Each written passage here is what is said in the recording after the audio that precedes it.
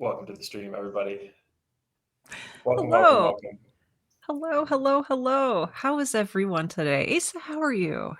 I'm so great. This Oh, was the longest story we have read for The yes. Dark Descent. If it's your first time on Book Story Club here, Sarah Ray Werner and I, writers, are working our way through this anthology, one story a week, reading them, story clubbing them, talking about them as writers. This was the longest one that we have read, possibly the scariest. Yes. I'm going to say contender. I'm going to say a contender. So Yes. if you're not following along yet, or you are really truly coming in blind, we have a treat for you because today we read a very disturbing story called Autopsy by Michael Shea. There's aliens, there's dead bodies, there's body horror, there's a serial killer, there's cannibalism, there's an explosion in a mine. I mean, this story is not messing around. No, it's got it all. It's got it all. All your favorite horror story features are present in this one. Yeah. But So, yeah, we're glad you're here. If you're here, let us know in the comments. Sarah, do you want to introduce yourself? yeah. Hey, everyone. I'm Sarah Ray Werner. I'm a writer and podcast producer living in the Midwestern United States. Let's see. This is sort of my first foray into short stories. I've been really enjoying Story Club so far. And wow, this one, whoa. I don't even know if I have words, which feels appropriate, but we'll get into that in a second. How about you? Who are you, Asa? I'm Asa. I write short stories, formerly screenwriter. I wrote a series for Audible. I used to be a journalist, many things, many writing things, but now I'm writing short fiction. And that is the goal here of Story Club. Sarah and I, on Wednesdays, work our way through science fiction short stories. And on Fridays, we do writing workshop. So if you enjoy today's talk, come back and hang out. There's a Discord. We'll share it. All right. I mean, like, okay. I think for the folks who didn't read the story, we just have to give a very rough sense of what the heck this thing is. It's about a doctor. It's a doctor who's dying of cancer. He has Yes. cancer. He talks to his cancer. He has a relationship with his cancer. Yeah. He shows up in a small town to do some autopsies on some bodies of miners who died in a mine explosion. As he proceeds to get drunk with his friend, the sheriff, who has suspicions about these deaths, one thing leads to another. He finds himself in an ad hoc ice freezer morgue where these 10 bodies are, gloves on, scalpel in hand, dissecting these humans in the middle of the night to find that one of them is actually alive, out to get him in the ice chest. I mean, yeah. So that's the first half of the story, more or less. And just you wait for the second. Yeah. So, I mean, Sarah, like, yeah, on these streams, we start as a reader, before we dive into everything we can learn from the story as writers, as a reader, what was your experience reading this? This is, I think the word I want to use is I was engrossed the entire time. And I mean, like, engrossed as in I was completely absorbed in the story, had no idea what was going to happen, was like writing out this like thin thread of hope for our main character, Dr. Winters. And I was also engrossed in that I was like viscerally disgusted. It is unflinching. Uh, we hear, if you watch the X-Files and you get a little queasy at Scully's autopsies, like this goes hard on that. Like this is, and it's such an interesting juxtaposition here because you have the supernatural and like the deeply natural. We're hearing the scientific names of body parts. We're hearing like what happens when you like pull back ribs. It's a lot. And so I think I understand if you didn't read the story or if you started it, you didn't finish it. There are some definite the other thing I was left thinking what there's some definite comparisons, vibes, none of that is the right word, but there's some similarities to John Carpenter's The Thing, which I'm sure we'll talk about in a little bit, not only with the extreme body horror and the isolation in a cold environment, but also the idea of your identity being stolen, being transferable. There is just a lot going on here. So yes, my initial reactions were engrossment, and also this was the story so far in this anthology we've read that I had the most visceral response to. I think for me, there's not another contender. Like, other stories have been disturbing, but like my stomach well, it probably doesn't help that I was like eating while I read this, which is a bad idea, but my stomach twisted. Yeah. How about you? Many of those things also. Total gross out. It's funny that you brought up X-Files and talked about the autopsies there, because I think that sort of says it all, that you say that the descriptions here rival or surpass those, which are obviously something you watch. Yes. You think about like The Substance, or that new Swedish movie that I walked out of, Norwegian, I can't remember, the nose, the ugly sister.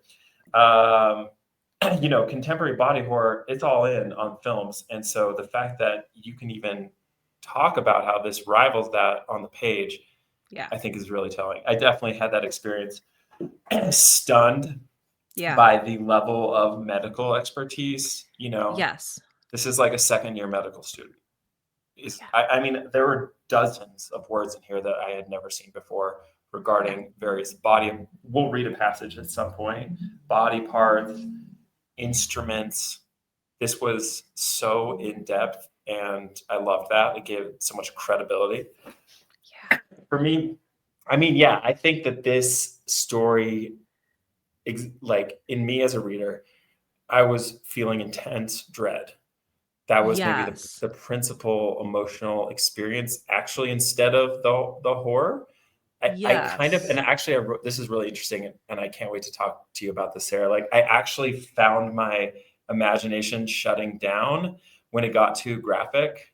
Oh, yeah. I kind of like, it was a really cool meta reading moment where I was like, caught my imagination just like putting in placeholders for what was happening instead of fully imagining the bone saw. Like every specific little detail that we have, I kind of turned it off, and I was like, okay, I'm going to keep reading.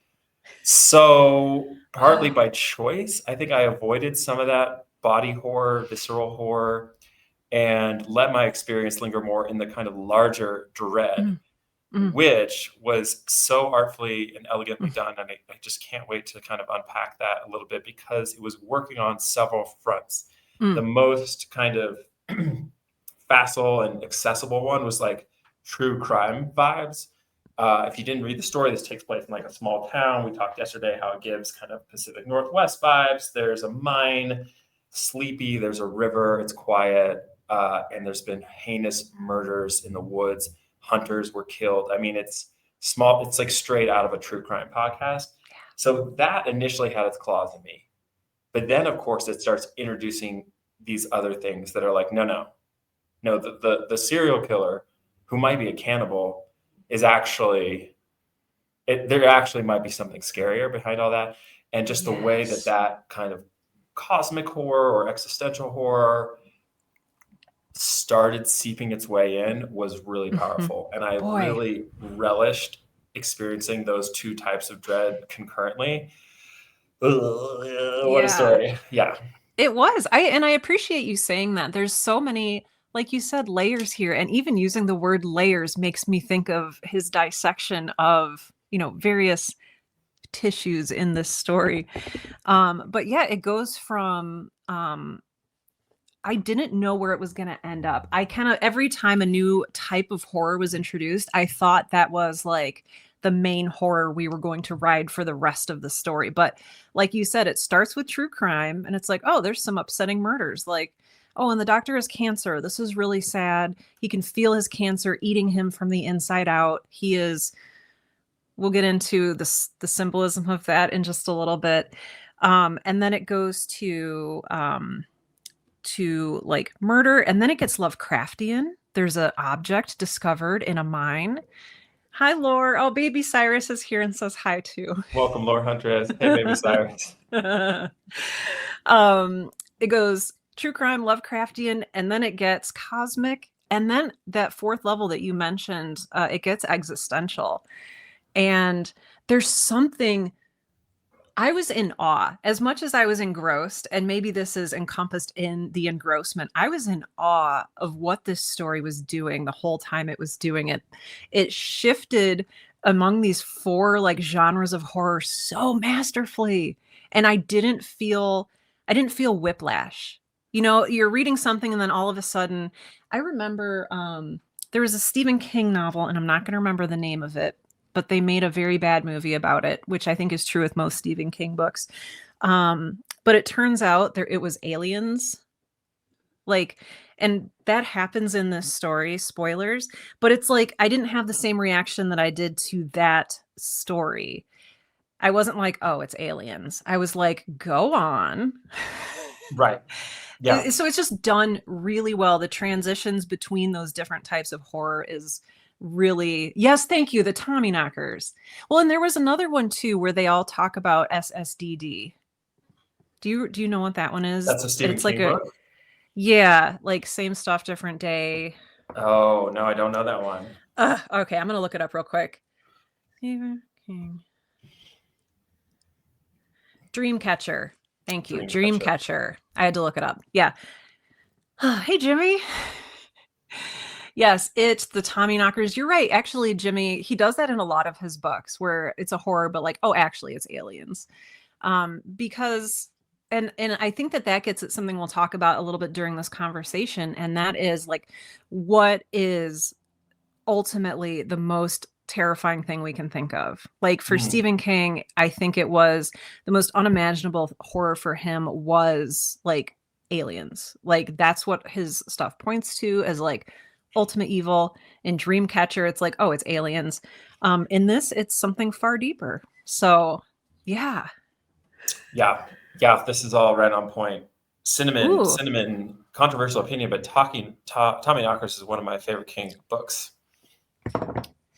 You know, I don't know if it's controversial. I think you're entitled to like what you like. I like Lizzie's story, so you know, we're all just gonna be strange Stephen King fans over here.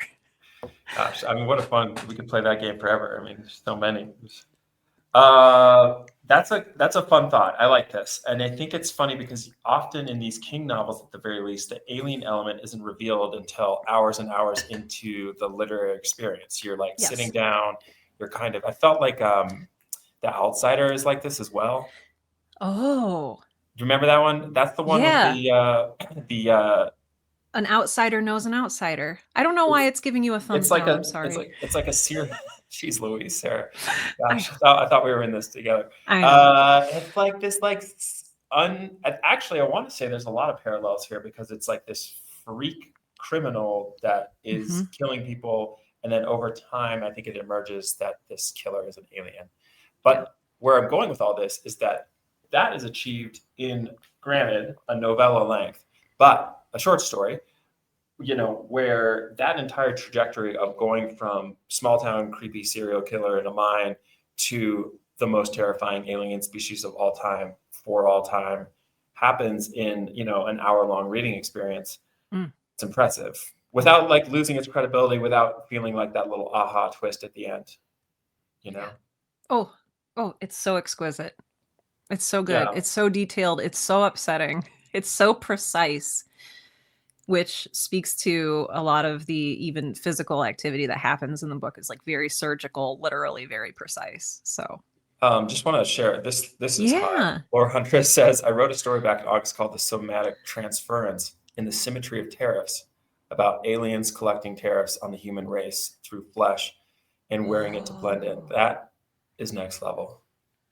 Now I see it's all been done before. Hey, listen, there's no new stories. We know this. We know this. Right. Nothing new under the sun. Right. I'm sold by this pitch. This pitch I know. sounds new to me. I love it. You should still, yes, be proud of that story. Share it. Publish it. The world needs it. before we just call this the best story of all time, which I'm keen to, but for the sake of planting seeds for this conversation, things we can loop back around to. I think the title set up the ending. To me, that telegraphed. To me, that telegraphed that it was like, okay, someone else is going to be doing an autopsy besides the autopsy that we think. Yeah. And I think that we feel like there was one other thing. Oh, that the cancer was going to come around and kill the monster. Yes. I saw that. Yes. I saw that way coming. Did you see that coming? I did not. I actually wrote a note here near the end. I almost wanted. There's a very powerful conversation that the Dr. Winters, has at the end of this story. He begins the story having a conversation with death, with his cancer, who he decides to treat like a co-pilot inside of his body. He refuses to let death win. He refuses. So he's having these very snarky conversations with death. And in the end, he has a very genuine, earnest conversation with this alien parasite. And I thought it was going to end with another conversation with death. I thought that was clearly where it was going. And he ended up having a conversation with death in a very different way, in a triumphant way. And there's that's cool. That's cool because your expectation was met, but in a surprising way. Yes, it was met and subverted and transcended, I think. I think that this ended 10 times better than what I had imagined. Yeah. That's great. That's great praise. And that's a good feeling when I'm reading a story. Yeah. But so did you feel like you knew what was coming? And at what point did you feel like you knew what was coming? Right. So I felt like as soon as what we're referring to here at the end is that the doctor is in this room examining these bodies. He's there on behalf of an insurance company. And surprise, surprise, the insurance company is not looking out for its insurees, is trying to withhold payment of life insurance of accident workers' comp. All these miners died in an explosion. They're entitled to workers' comp, but the insurance company's like, hey, listen, if there was a psycho guy who put a bomb, it's not your fault. Anyway, right. He's examining these bodies. He's examining these bodies, and one of the bodies wakes up, and it turns out to be this alien. Now, when that alien showed up and started stalking him and started pursuing him, for me at least, I was like, oh, this is the other autopsy. This is the autopsy that's going to happen, that the doctor is going to get autopsized, and he's going to in the autopsy where he's going to pass the cancer to the monster. But you know what? It's still fine though, because it wasn't certain. It wasn't like, here's the ending for sure, right? I still had questions, and I don't, but I guess there was a symmetry that I feel excluded many endings for me.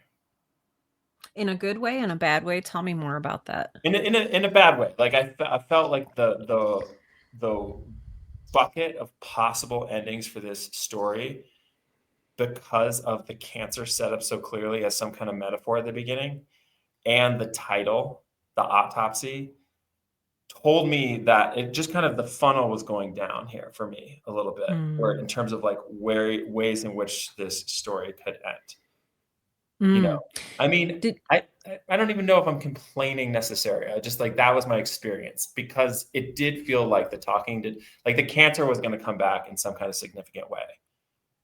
And it felt like the title was multivalent too. So yeah, I don't know. These are unformed thoughts, but I did feel myself anticipating certain things, I guess. Yeah. I appreciate you saying that. And I think that I could only see really one ending. And that's why I was so happy when it got subverted. I think that part of the dread of reading this story was knowing that you are on a rail and you cannot get off. You are stuck. About halfway through the story, this alien parasite, which is sort of in the form of almost like a brain, but more just the nerves extending from the brain. It is a cluster of like nerve strands. And what it has to do is it has to inhabit a host body because it doesn't have a body of its own. And it has a very pointed disdain for the concept of a body, which I think is such, oh my gosh, it just meshes so well with everything going on in this story and the themes of body horror, the necessity, the frustration we feel at the limitations of the body, but our dependence on it. It's just, there's so much going on there. And so this poor, I don't know what to call it. I'm just going to call it the parasite. So this nerve ball, this parasite, it essentially, you know, is within your body. Its little nerves are all throughout your body. You are its puppet. Joe Allen, who also goes by the name of Eddie Sykes, which we don't need to get into that. Joe Allen is the host body for this parasite. And so it starts with even the town itself. It's called Bailey. It's a small mining town. Even the town itself is being autopsied. Like there's a gorge right down the middle of it where there's a river. So there's a huge cut, you know, the main autopsy cut on the town itself. And then there's like a cave in over here. There's bodily injury. They excavate it. So the town is being autopsied. Dr. Winters is there to do autopsies on the victims to determine if the insurance needs to pay out. And then Joe Allen, with the parasite inside of him, controlling him like a puppet, does a very disturbing autopsy on himself, like in order to get the parasite out. And he wants to put the parasite, or actually the parasite wants to put itself into Dr. Winters, who is, may I read a line? Because I was waiting for a moment to interject and be like, can we hear some of this insanity? Oh my gosh. Well, and it's not even just like the beauty with which this is written. Yeah, it's really well written. Yeah. It is beautiful. Okay, so I'm gonna read. So here's, and actually this is one of the less eloquent phrases from the book, but the parasite is sort of talking to Dr. Winters through the mangled mouth of Joe Allen and says, what page let's see. We are on page 195. Got it. So what's happening is the alien parasite is operating on Joe Allen. It wants to go into Dr. Winters' body. Dr. Winters' body has been paralyzed and strapped to a gurney. And the alien has not only made threats against Dr. Winters by saying he wants to be his new host, he has a lust to be embodied by Dr. Winters. It's very disturbing. But he also insinuates that the sheriff, who is Dr. Winters' good friend, will be his next victim. So like we have all of these horrors impending. We have a helpless surgeon who is like, you know, dying of cancer, first of all, paralyzed, tied to a gurney. This zombie is essentially about to operate on him and put an alien parasite into him. So the reason though, and I thought this was so interesting. So he says, the other doctor was an alcoholic, and he's like, I didn't want that doctor. So I'm really glad you came here. And now you see my gain. You are a prize host. You can feed with near impunity because it eats, you know, human corpses and tissue and blood. Even when killing is too dangerous, safe meals delivered to you still warm. Like the parasite is in heaven right now because he's working with a coroner who's going to get like fresh corpses delivered. He's going to be in little parasite heaven. And that was just so deeply disturbing to me. So, but the doctor, despite all of this, retains agency through skill, through his own, what do I want to say? Resilience, rebellion, human inner strength. Will. I mean, the word word will is definitely used often. I mean, it definitely harkens to kind of an older worldview that might be rooted in Christianity, of a certain kind of sense of agency, maybe. Yeah. You know, when was this written? 1980. Okay, 1980. Yeah, I don't know. It's some kind of like, or maybe masculinity also. It's just like, and my will against the demons. There was a little bit of that vibe to it. Yes. Iron will. Well, and it's interesting too, because agency here means a lot of different things, especially for our main character, Dr. Winters, who is already faced with something that he cannot stop or control. He is dying of stomach cancer. This is one of the first things we're told in the story. And so his road is going to end, but he ends up choosing how that road ends and using that against this alien invader for his own victory. That's a good point. I mean, this is like a happy ending. It is. From a kind of bare bones. You have a hero, you have an antagonist. The protagonist, the hero defeats the antagonist. It's kind of simple in that way. It is. It's simple, but it's also so complex. And I saw Jimmy says there's a TV adaptation a few years ago on Netflix in the series Guillermo del Toro's Cabinet of Curiosities. I did not know that. And I don't know if I want to see it or not, or if I just want the story to always linger. have this experience. I always have this experience. Oh, Jimmy, but I I'm love curious, Guillermo del Toro. Well, it's an anthology. He just directed one of them. It's like eight. Each episode has a guest director. I didn't see it. I've heard there's some are better than others, naturally.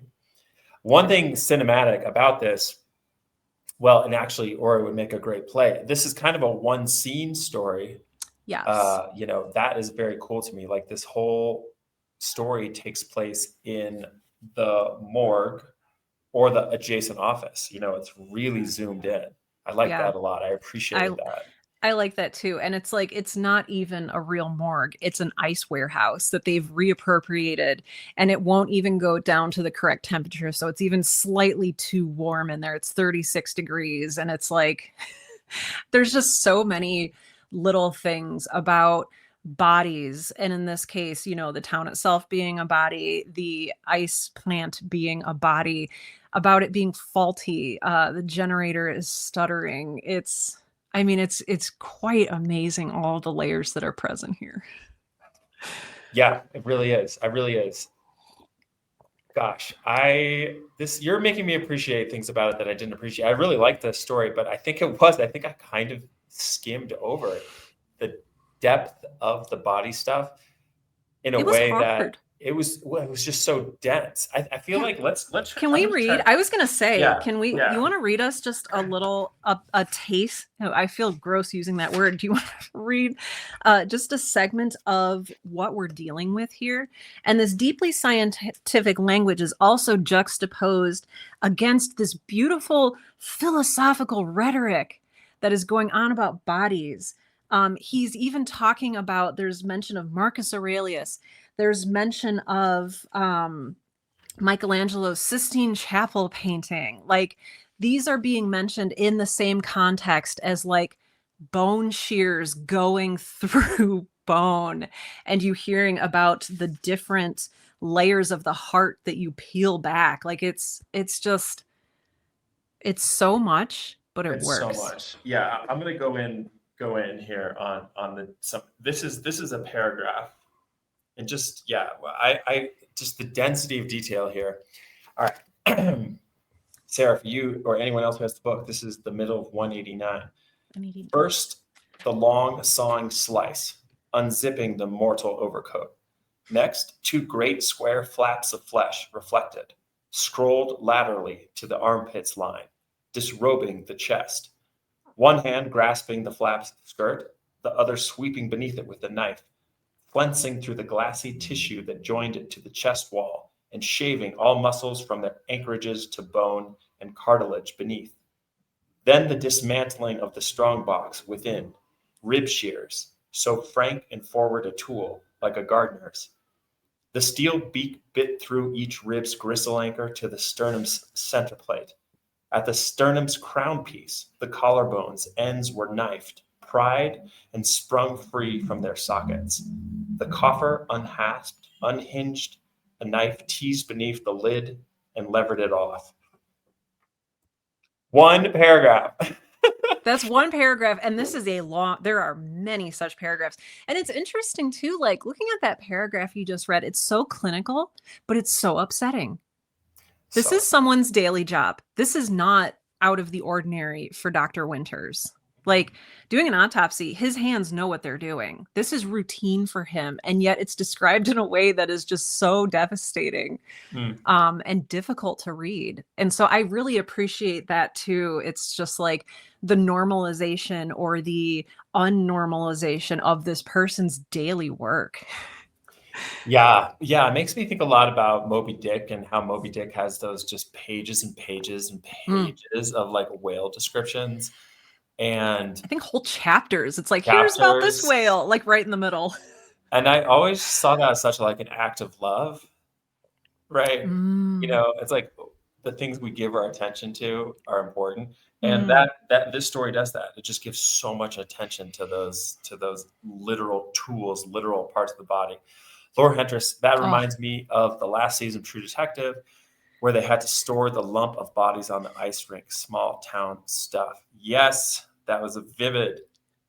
The most recent Jodie have you Foster. seen it? I did Yes. see it. Yeah, Night I did Country. see it. Oh, it Night was Country. honestly, it was my favorite since the first season. And I know it got a lot of flack, but I loved it.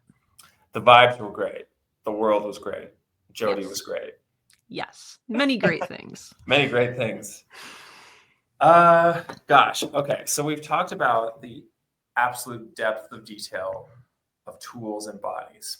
We've talked about the elegant and subtle and natural introduction of alien elements in the human Mhm. world. What are the other most exciting things about this story for you, Sarah? One thing I noticed is I really got excited when we went into Lovecraftian territory. When we are talking about, so Joe Allen, who, if you'll remember, and we don't know this yet in the story, but Joe Allen is a parasite puppet. He is a body, a fully conscious body, we later learn. He's in there still, a prisoner in his own body. He is running around acting out the parasite's plans. And he goes into a mine shaft carrying this sphere. And this is the thing that initially in the story, they're like, oh, was it a bomb? Did he bomb the mine and cause all these deaths? And seeing a person of mysterious origin, Joe Allen only appeared in town 2 months before the story starts. So he's a newcomer in town, a newcomer with a strange artifact that feels very unsettling. So that really, really, for me, set the tone for expectations of cosmic horror, which we definitely got.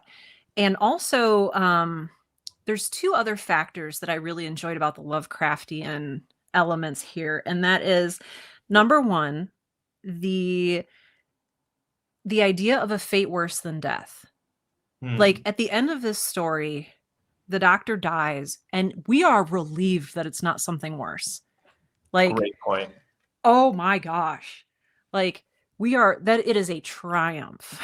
It is a triumph that something worse doesn't happen to Dr. Winters. So that is one other Lovecraftian element. The other one that I really enjoyed was the unknowable.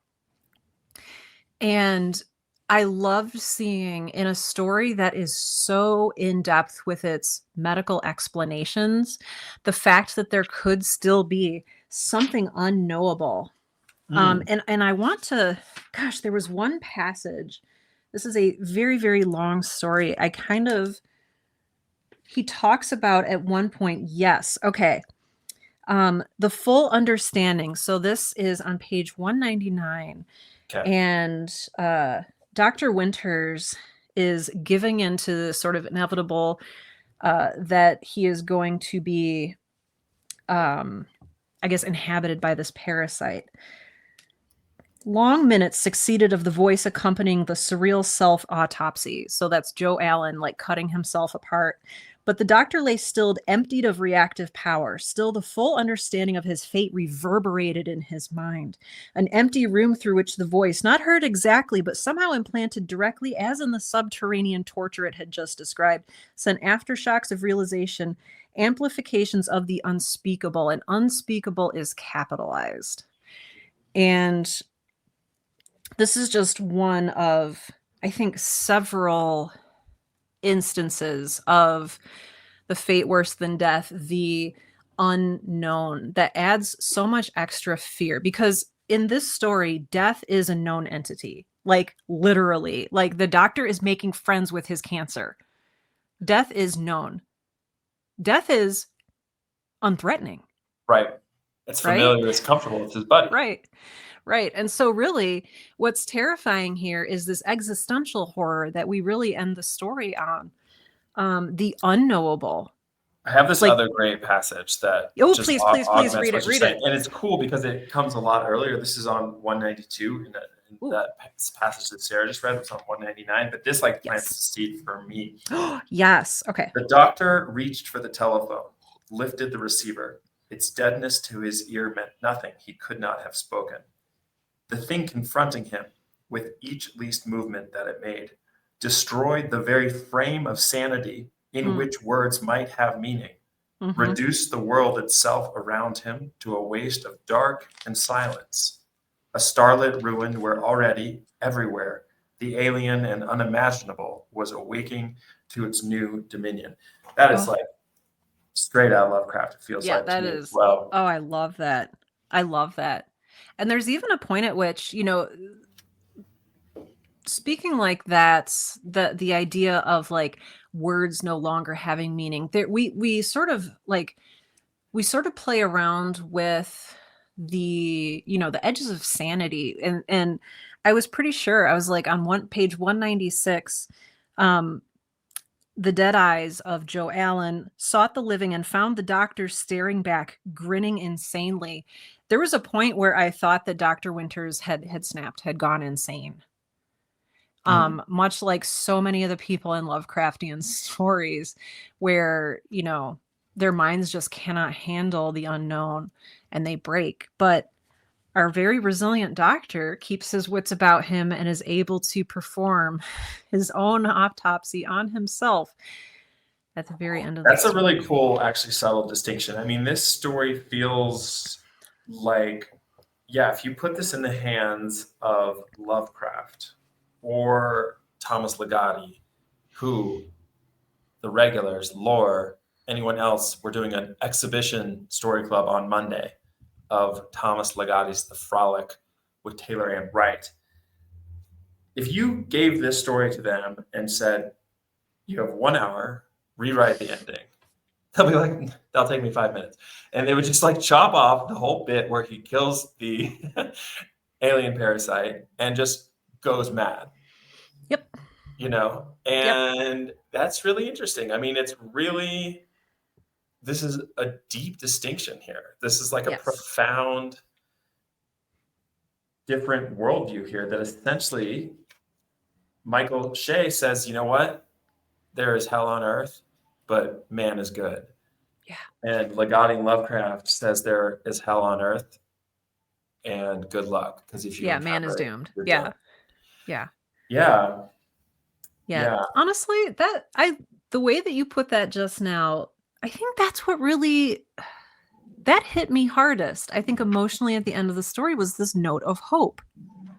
This is, in the face of everything that exists in the story up until the last page, this is a very, at least in my reading, again, I'm not, this is not objective, this is subjective. It seemed really hopeful and really beautiful. Yeah, no, I mean, the sort of moral underpinnings of it all are friendship, a sort of respect for life. There's a life-givingness to the relationship with mortality. Effectively, implicit in that is life is valuable because it's precious and ephemeral. Yeah, this is a specific worldview. I want to read I didn't get a chance to read the little mini bio this tape. I forgot. So I'm Oh, just going to read a little. This is a little note from the editor of this anthology. If you're just joining the stream, Sarah and I are writers. We are working our way week by week through this anthology called The Dark Descent of Short Fiction, studying these stories for writing insight. And the editor gives these nice little intros to each of these stories. And this is brief, and this is what they have to say about Michael Shea. Michael Shea's science fiction has twice been nominated for the Nebula Award, once for the story herein, and he has won the World Fantasy Award for his book, Nif the Lead. His strength as a writer, however, is the horror mode, regardless of genre or category, and he is perhaps the most underappreciated of the major contemporary talents working in horror. So he must have still been alive when this anthology came out in the 80s. well, and it Oh, talks yeah, about it's from Clive the 80s. Barker as a new voice, which is adorable. Look at us reading the old books here. Although perhaps this will be remedied by his forthcoming collection from Arkham House, at least in part. The Autopsy, this story, is horror in the science fiction category, a transformation of the myth of demonic possession into the realm of objective science. Ooh, that's hot. I want to talk about that. Mm-hmm. Shea's cinematic effects compare favorably with such newer talents as Clive Barker, colorful and unflinchingly clinical. And this story uses some of Lovecraft's conventions more effectively than any other contemporary horror writer. Shea has been growing in strength for more than a decade and belongs already to the company of the best writers of horror today. R.I.P. Michael Shea. I assume he is gone by now. Anything stick out to you there, Sarah, that you want to talk lot of about? stuff. Yeah, a Yeah. lot of stuff sticks out to me here. I am so fascinated by possession stories, and I want to say we haven't read any of those yet, but I'm thinking of I recently read A Head Full of Ghosts by Paul Tremblay, which was an incredible exploration of this idea of demonic possession. And I feel like John Carpenter's The Thing plays with this a little bit as well, with the idea that your body is a shell that can be possessed and inhabited, whether it be by a demon or some kind of supernatural entity or by an alien parasite. This idea of body as vehicle, this idea of the body as simultaneously an empty, meaningless shell, but also comprising the full strength of your identity. That there's just such a, I don't know, these possession stories, who are we and what does it mean to have a body? Other people look at this form and say, that's Sarah. But like, if I'm possessed by a demon, I would hope that you would know this is not Sarah. And so, yeah. I really love this because, and I love that you bring up The Thing because it brings clear to me what we can do in fiction or in books that we can't do in movies, specifically in regards to possession stories, right? Because what's happening here is that what's his name? Oh, Joe Allen. Joe Allen. Joe Allen, as you said, is possessed. His body is possessed, but his mind is still there watching it all. And the thing is, like, we can't get that in The Thing.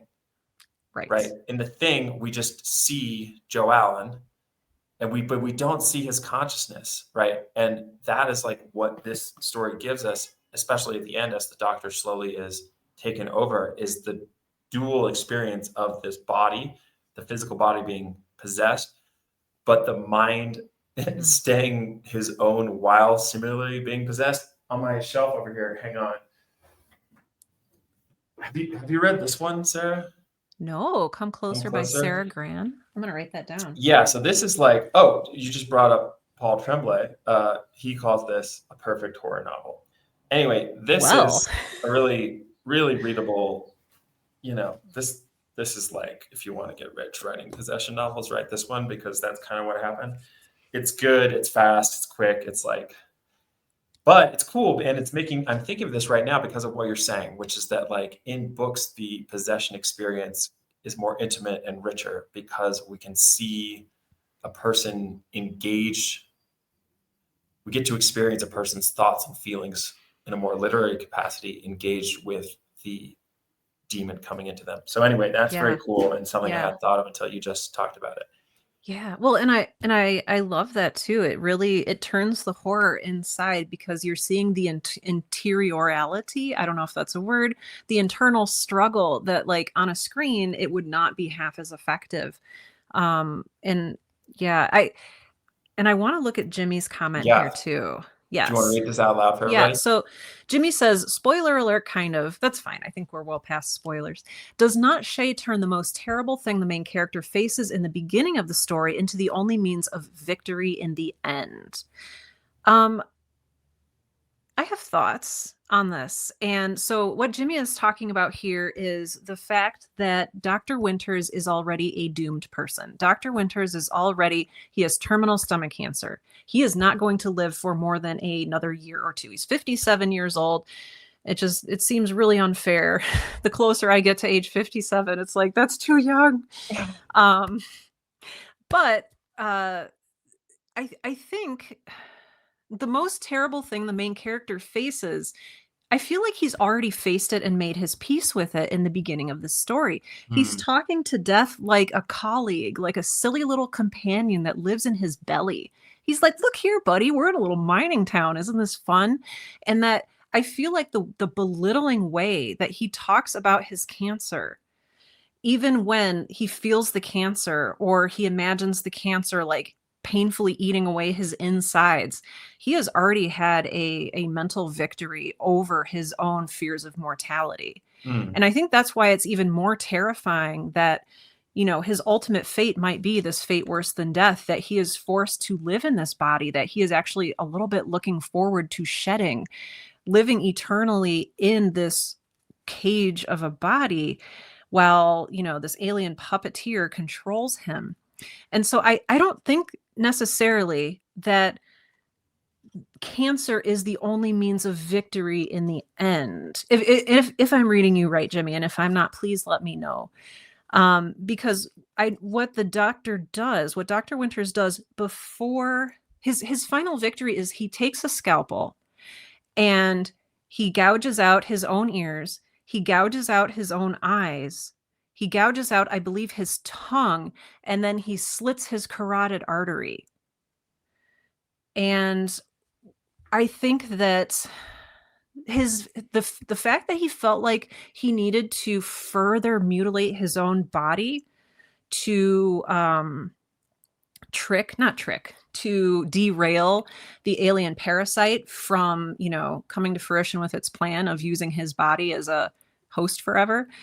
He's like, yeah, the lights are off, the plumbing has sprung a leak, he has fully disabled his body even more than the cancer was already doing. Um so yeah, I think that the doctor starts off the story not with a fear of death, but with a fear of helplessness. Let's see what Cinnamon Anemone has to say. That's a To great me, name, by the way. to me, that feels like why he succeeds. Mhm. Dignity and agency in death is the win condition for the plot that he's already achieved with regards to his cancer. Yeah, I think so. I think so. Because our hero is a man with literally nothing to lose except his agency. So, just a point of clarity, Sarah. Like in the Yeah. end here, the parasite definitely is going to inhabit him, but he's just kind of emaciated himself as much as possible Yeah. beforehand. So, yeah, Joe Allen has cut a 4-inch cut into, sorry if this is gross, into his groin, which is the entry point for the alien parasite. And the alien parasite explicitly is already inhabiting his body. It is crawling in, but while it's crawling in, it is momentarily blind and deaf and defenseless because it doesn't have the miracle of a body that allows it to interface with the world. And so this is like his little chance. This is his one sliver of time. He takes the scalpel and he just starts like, he's like, I'm gonna wreck this car so that you can't drive it, Hmm. basically, is what happens. Um and in the end, can I read this? Please. I love the endings of stories. Well, we all do, I think. Um, so his last thing, um, he writes a message in blood to the sheriff. Sheriff, oh my gosh, this name is great. Sheriff Nate Craven, Nate Craven. Oh, the names. I texted you earlier, Asa, and I was like, the names in this story are like Dickensian.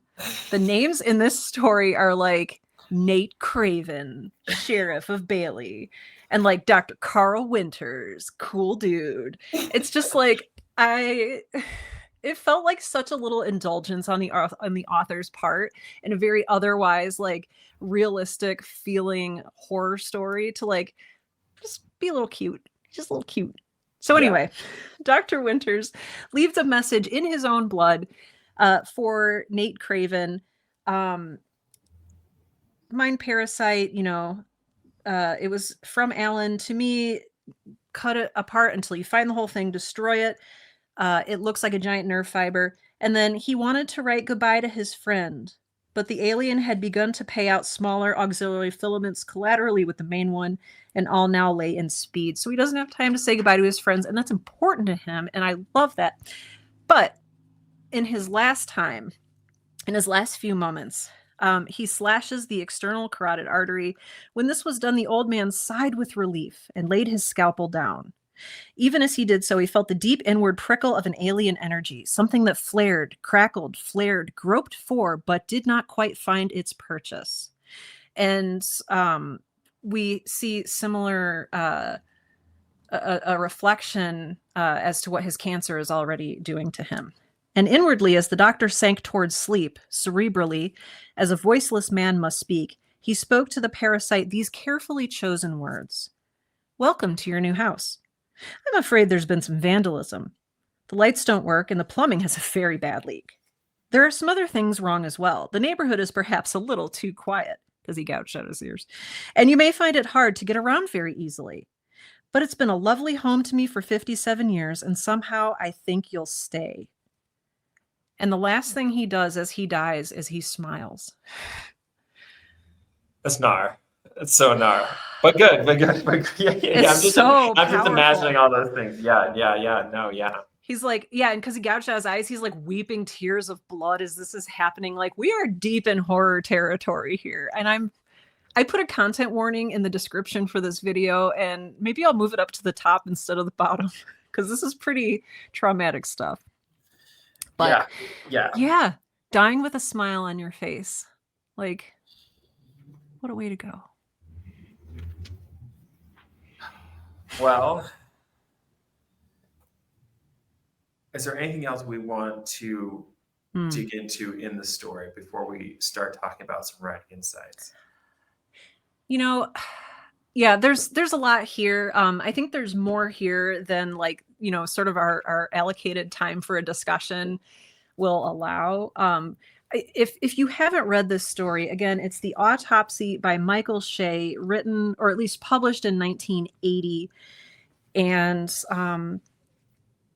it's a longer story, but I think that it's absolutely essential horror reading. So please do read it. I'm curious if anyone, Laura or anyone else, Jimmy, Cinnamon, if you read the story, what's kind of your big takeaway? I'd love to kind of see where you're left, having read this story, having heard this conversation. Where I'm left, I think, is I'm really fixated now on kind of the moral center of this story and how it really has one. And I don't know if it's fair to identify it as Christian or not, but it does remind me of an earlier story we read. There's a long, long trail of winding, which did sort of exist in that ideological space. And I'm just kind of like compelled right now, like the feeling I'm going to leave after this conversation is thinking about the different kind of ideologies that are kind of under the surface put forward in these experiential horror stories. It's like, this is a horror story. This is like a yarn. You're going to sit and you're going to get grossed out and you're going to get scared. And then you're going to tell your friend to read it.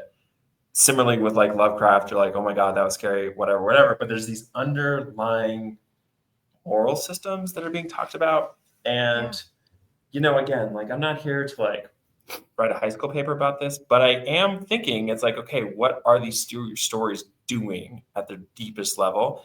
And it's like the autopsy is saying friendship matters, human life matters, your body is valuable, but your soul is more valuable. Like it's saying those things, And so now I'm just kind of like, that's what I'm left with. I'm like, what am I saying in my stories? Am I thinking about it?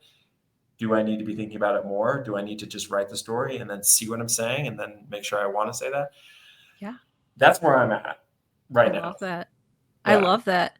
Well, and it's interesting too, these different humanity has hope, humanity is hopeless. A lot of these worldviews just come from what you believe yourself. And I think that is even worth exploring through the story just to understand what you think. I've found that in my own writing is I often don't understand what my viewpoints are until I write something and I'm like, oh, okay, so that's what I think.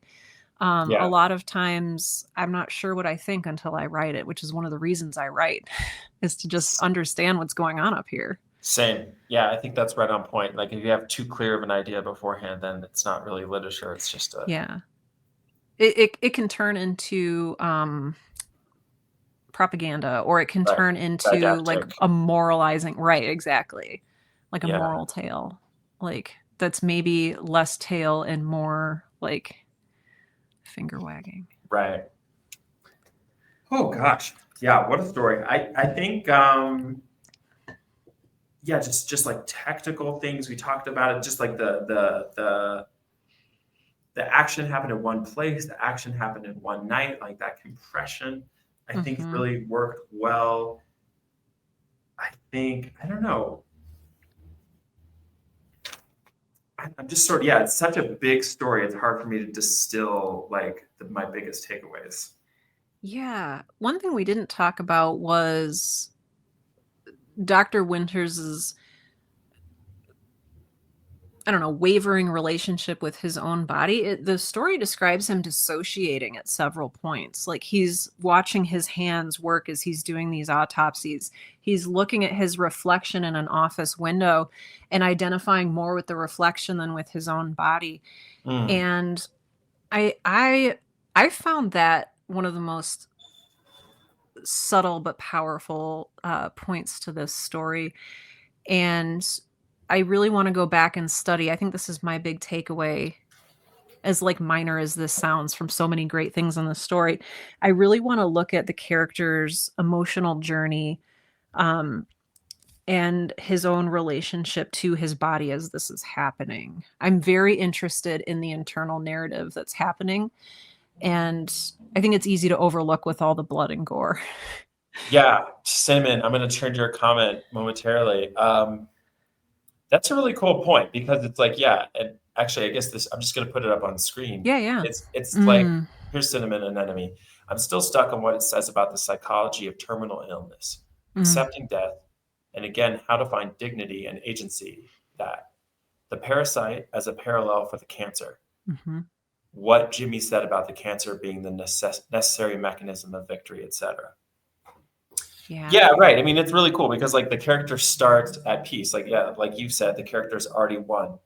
They already have a sense of humor about their impending doom.